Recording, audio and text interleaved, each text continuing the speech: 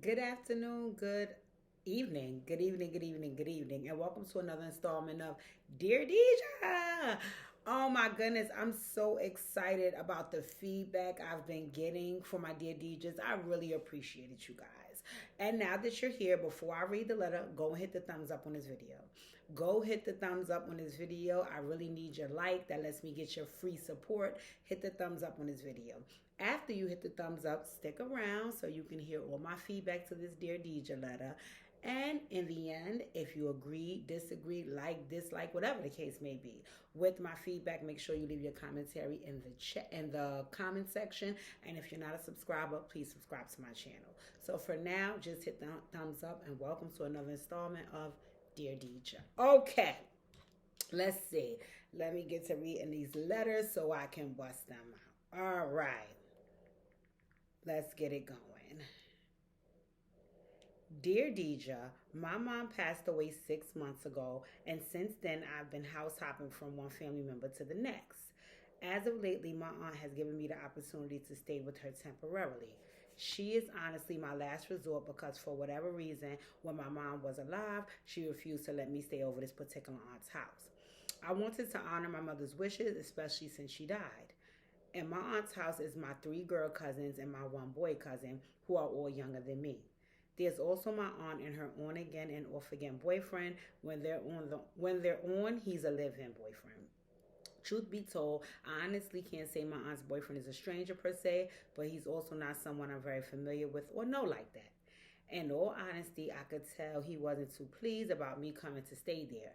I actually overheard him telling my aunt he felt like I was too grown to be staying here, and he was worried I might influence my younger cousins. I'm thinking, like, influence them how? This guy doesn't even know what I'm into to say how I would influence my younger cousins.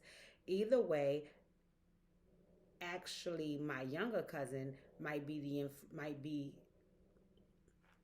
actually my influence might be the best thing for them, because from the looks of things with my aunt is at her night job, my younger cousin, girl cousin by 2 years, who is my aunt's oldest daughter, seems to think that it's playtime, and some nights she's out to the wee hours of the morning, and one time I caught her vaping outside. But anyway, one night when I dozed off early on the couch and woke up in the middle of the night, I heard some sexual noises coming from the same younger cousin's room. I was going to knock on the door, but I decided against it. When the noises stopped and the door opened, I pretended to be asleep to catch a glimpse of who would be creeping out of my cousin's room. And to my surprise, it was my aunt's on again, off again boyfriend. He slid in the bathroom to take a shower and then in my aunt's bedroom for the night. I am appalled. A part of me wants to get my uncles to beat his ass, but I don't want to be the person who causes disarray in my aunt's home. I really can't afford to be homeless again, not to mention my cousin didn't sound like she was being raped.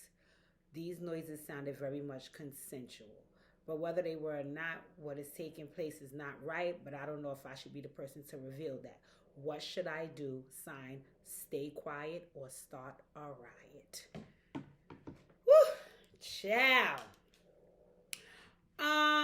Let me take a sip, as I always do. I have a question. I have a question. I have a question. My first question I would have to ask is, how old is this younger cousin? How old is this younger cousin? Because there's a difference between, oh, I'm telling on you because what you're doing is morally not right. And then there's also what you're doing is legally not right. Right? So my first question would be in the session, how old is this cousin? Because if he is breaking the law and doing something illegal, whether you want to or not, whether it's going to cause disarray or not, no matter what the feelings are going to be after you tell it, you have to tell it. You have to tell it. If it's illegal what's taking place, you have to tell it. If he's having sex with a minor, whether it's consensual or not, you have to tell it. Right? So my first question would be, how old is your cousin? Because then if she's a minor, then we could kind of do away with this whole moral piece of having discussion about what could take place and all your options and so on and so forth. Because at that point, you don't have an option. Your only option is to report it because it's illegal. And I know some folks gonna be like, Deej, why are you encouraging this girl to be a snitch? Well, she's being a snitch for a good reason. She's being a snitch for a good reason. If the young lady is illegal, she could be saving the young lady's life. She's a minor. She can't consent to, if she's a minor, she can't consent to sex with an adult. Legally, she just can't do it. So that would be my first question, right? But we're just gonna pretend. We're just gonna pretend, even though morally this guy is the lowest of the low, we're gonna pretend that he at least has enough decency to let the young lady be an adult. Right? That's what we're going to pretend for sake of the letter. I also think that you're smart enough to know that if this was legal, you don't need to be writing me. You need to be going straight to the freaking police, not even your aunt. Right? Okay. So that's one piece of it. Part two, let's go into, let's just say your cousin is 21 or and older, right? Um, I get it. I get it. I get it. Well, first off, I can honestly see probably why mom wasn't too keen about allowing you to go over there to this aunt's house, because it seems as though she may have sensed a little danger there, right? So it all makes sense now, of course, why mom didn't allow you to go. Number two is that I do get that you have a very difficult set of circumstances. You know, you have a difficult set of circumstances, and it's like, well, what am I gonna do? Because number one, I don't want to upset my aunt, and I don't want to cause an issue between she and I. But I also don't want to be removed from this household, because from what you said in your letter, you don't have many places and many options to go, right? Um, this all boils down to you having courage. This all boils down to you having courage. And sometimes, you know, as we age and get older, you know, two things can either happen. Either folks get more courageous as they age, or some of that courage gets kind of lost in who they are and the experiences that they have. Because you didn't give much background information on who you are, and your experiences growing up, I honestly can't say if you are that brave enough person to say, hey, I know that this is going to cause a problem, but I'm doing it for all the right reasons, so I'm still going to say something. What I am going to say is, even if you weren't in the past, I think we need to search for that person to show up right now. I think we need to search for that person to show up right now, because whether it's legal or not, morally, what's taking place is not right. It's not right. And even though I know that your aunt may be hurt and it may bother her to hear this, and she may even get angry with you after hearing it, in the long run, she will come to appreciate that you shared it with her. So with your cousin, I just don't know how long that will take, if that even happens initially, right? And also, I think that at the end of the day, you have to think about your intention. You have to think about your intention. And if nothing else can keep you afloat, and if nothing else can let you know that you did the right thing, always go back to thinking about your intention. You didn't walk into your aunt's home, from what I can see, trying to cause any disarray, right? It's not like you said, oh, you know, since I've been here, she tried to put a curfew on me and I missed it this amount of times. And you haven't let on, since you stayed there with your aunt, that there has been an issue yet. So it doesn't seem like you walked into the space wanting to start any problems, which is a beautiful thing, you know, which kind of makes me question why the boyfriend would, you know, say whatever he said about you influencing them, because like you said, he doesn't know you well enough to know how you would influence them.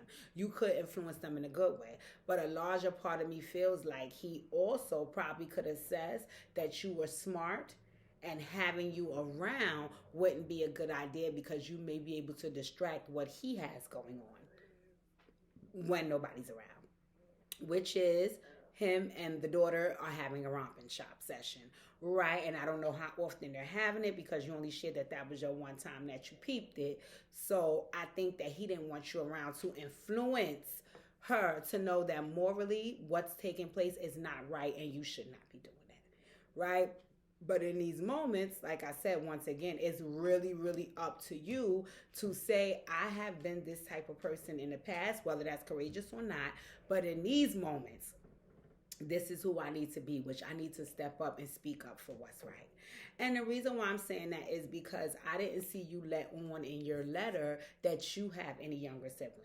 So I could imagine that even if you didn't think so before you came to stay in that space, living there in your aunt's house, you know, you develop that relationship with your cousins. And most times when y'all get that close, you start to look at them as siblings. And that could go either way. If you have your own siblings, you start to view them as siblings as well because y'all have that type of bond. And if you don't have your own siblings, you start to view them as siblings because you don't have that. And maybe, you've always wanted it, right?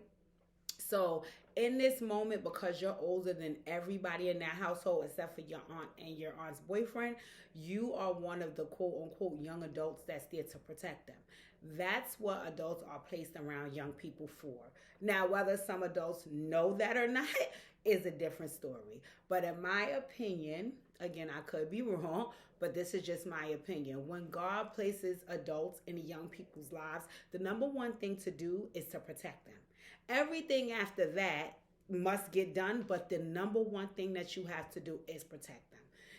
And I got that from my dad. Oh, praise God. The 25th of this month will be my dad's, what is it, 2024? I think it will be my dad's 59th birthday. I think my dad will be 59 this year. Wow. No, I'm lying. I think it's 69. I think it's 69. But anyway, like I was saying, he always taught me and instilled in me that him and my mom were chosen to be our parents to protect us. And a lot of times, that never looked good to me. As I've shared in many other YouTube videos that I've made, my dad and I had a rocky relationship. I always share anytime I speak about that rocky relationship that it was only rocky because my dad was doing what he was put on this earth to do, which is to protect his children, and I'm one of them. And of course, like I said, I definitely grew a disdain and an anger and a resentment towards him because I didn't view it as protection. Right now, as an adult, I can see everything that my father did. I can see all the reasons why he did it. And I'm grateful and thankful that he did it for me because right now, his protection is what saves my life. And I'm saying that because I want to talk about, you feeling the comfort to share this and getting possibly some backlash from doing what you're supposed to do as an adult in that household. Protect those kids. That's what you are there for. And I mean, I'm a spiritual person. I can't speak for anybody else, but I kind of also feel like God placed you to go stay there. And God also woke you up in those wee hours of the night so you could be able to observe for yourself what's taking place so you can step up to protect them because your aunt is unaware, so she can't protect them. And clearly he's not there to protect them. Because if he was, he would never be sleeping with the daughter of his girlfriend. I don't care if she is an adult. Morally, it's just disgusting. You know what I'm saying? As a human being, it's disgusting, right? And it also does take away from any protection that he would be able to provide because it's all a blur since we're emotionally and sexually entangled with one another. You know what I'm saying? So I think that God placed you in that household as another adult to protect these young people. And now you have a situation where you can show that's what you're here to do. Like I said, I can't lie to you. It may be met, my dear, with some backlash. It may be met, my dear, with some backlash. And the only reason why I say so is because, like I just shared with you, when my dad was doing everything that he was supposed to do to protect me, I didn't view it as such. And it helped me to build a resentment towards him. Right? Again, here we are years later, and I apologize every day in my prayers about that, and I do my best to try to make my dad proud because I know for a fact that only thing he was doing was protecting me, and again, his protection is what saved my life back then and what still saving my life right now. As a young girl, if the way you perceived it, it seems like she may not be in disagreement with what's taking place because you said, it sounded as though the situation was consensual. Again, you didn't share that you had no conversation with her after the fact to know if she just was going along to not cause an issue or if she really liked it. Either way, she's going to feel a way possibly towards you for the fact that you even said anything. Because now there comes the questioning of her. There comes the issues between possibly her and her mom. There comes the issue between her and him. There comes the issue between the household dynamic changing because he may be asked to leave. There also becomes the issue between you and them because they may ask you to leave after you've revealed this, right? And it goes back to what I originally said when I started giving you this feedback. You have to always in those moments think about your intention.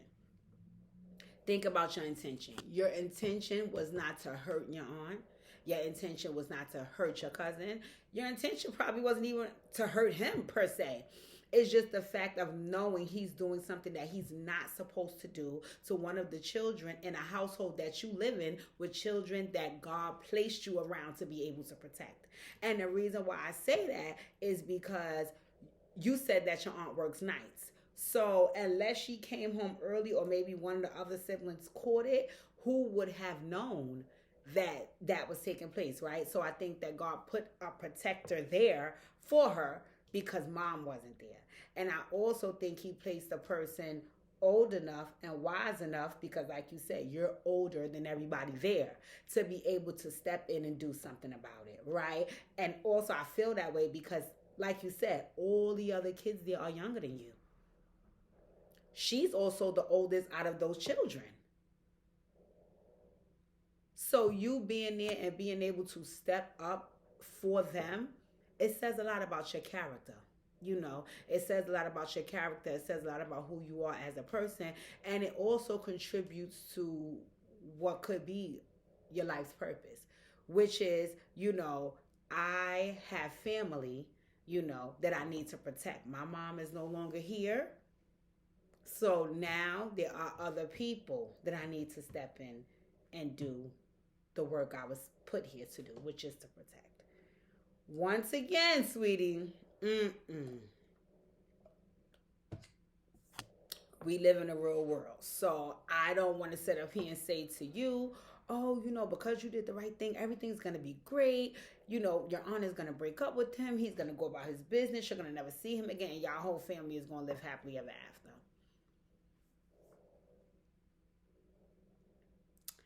I want you to prepare yourself for the worst, but pray for the best. Right? And the only reason why I say that is because most times when we're not prepared for things to go left, when they do, we respond in a way that's not conducive or productive to the situation. So I want you to be prepared for any kind of backlash that may come your way regarding the choice that you might make, because I'm praying that you go in this direction. Because as long as you're prepared for that backlash, you can kind of know how to stay on your toes and be like, okay, I don't need to respond negatively to this. This is just what they're saying or feeling in the moment. And I got to respect that because I just sprung some issue on them. And, they were not anticipating that, right? So let's just say your aunt's go-to is, listen, you bringing your motherfucking ass up here before you got up in here. None of this was going on. Now all of a sudden you making things up on my man and my daughter and so on and so forth. You need to go. You ain't nothing but a troublemaker. That's worst case scenario, which is the worst case. Because I can't imagine how hurtful it is to have someone choose somebody over you and your family, right? Also choosing somebody over me who's doing something bad and what I'm doing is actually a good thing, right? So I can imagine how that could hurt your feelings.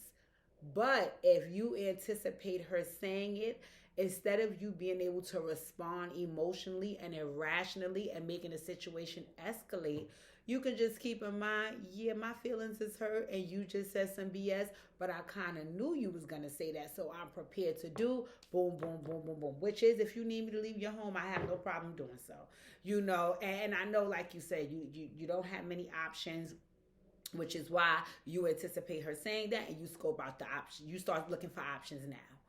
Because if not, and you're just caught off guard by her response, your feelings are going to be so hurt that it's going to turn from hurt to anger and anger to rage. And after that happens, then you're going to come out and say something that you don't really mean, that you're just saying out of emotion because she said something to hurt your feelings when you're not trying to do anything but help her. So I want you to anticipate some things taking place, right? That could be one. Be prepared for that, right? Another thing is they could possibly say you're lying.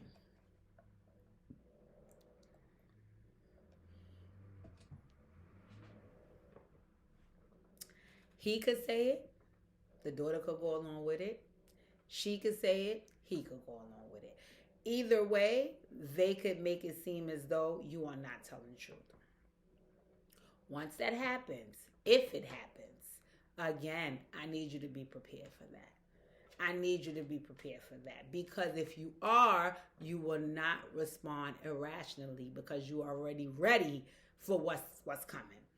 So once, I don't know if you got any proof. So I don't know if you recorded anything. I don't know. I don't know. But if there is some proof to state your case so you can once again protect this young lady, then produce it to your aunt in those moments and let the chips fall where they may. Because after you produce proof, if she still wants to feel like she's believing them and they're saying you're lying, there's nothing you could do about that. If you don't have any proof, you just leave well enough alone. You leave well enough alone. And the reason why I say so is because seeing as though you don't have any proof, you're just making an accusation out the clear blue sky. And auntie might feel like, well, I know my man and I know my daughter. You the one that's the outsider. You're only going to make situations worse because now you're trying to force her to believe something that you have no actual proof of. Right? So if you have no proof and you've put it out there and she doesn't want to believe it and they're calling you a liar, let it go. Let it go. Because if not, it can escalate and get ugly. Right? So these are just things that I'm trying to, get you to think about. And not because, I want them to happen. Of course not. But I want you to be prepared if, God forbid, they do. Because if they do, those are such hurtful things to say about me when I'm only trying to help, that in that moment I could react very irrationally because I'm so hurt and pissed at the fact that you don't recognize I'm trying to protect everybody here except for the motherfucker that's bringing y'all harm. Right? So I know it can make you say and do some very, very malicious things if you didn't anticipate those things taking place. So what I will say to you is, just write down a list of worst case scenarios so emotionally you can be prepared, right? And like I said, even if that means you immediately as you say it, packing your bags. I don't know the dynamic of your family, but I'm going to say this, and this is not to insult your family, but it's just, again, giving you another thing that could take place. Things could get physical. I don't know, maybe things could get physical with you and your cousin because she might say you're lying. Things could get physical with you and your aunt because she might say you're a troublemaker over there trying to make something out of nothing. Things could get physical with you and the gentleman. At this point, I don't put anything past him if he's sleeping with the daughter. Right? He may want to cover his tracks so bad and try to shut you up that may happen as well. And I need you to be prepared for that because if nothing else, I need you to be safe. I need you to be safe. So the moment that you feel like, because 99.9% of the time, there's some verbal exchange before any situation gets physical. If you feel like it's getting intense enough for it to happen in those moments, I think you need to shut it down and remove yourself. Shut it down and remove yourself. Because if you continue to try to go toe to toe, that could get ugly. That could get ugly. And if it's with your family, it could get ugly. And if it's with a man, it could get ugly. Because at the end of the day, I'm sorry, you guys, this is the table. At the end of the day, no matter how tall, strong, how much you work out, we cannot physically beat men. And you don't want to find yourself in a freaking physical altercation with a man who may be able to overpower you and take control of the situation when only thing you're trying to do is help your family. So I'm sorry to say, sweetie, I know this sounds crazy, but that's something to anticipate as well. If, that's, in the cards for your family, right? What I will say is don't poke your chest out. Don't do any of that, because that's the thing. You're not there to have a problem. I'm trying to resolve one, right? So if these folks don't want the issue to be resolved and really and truly it's their problem, then you have to let it be. At the end of the day, God will make sure he take care of the rest.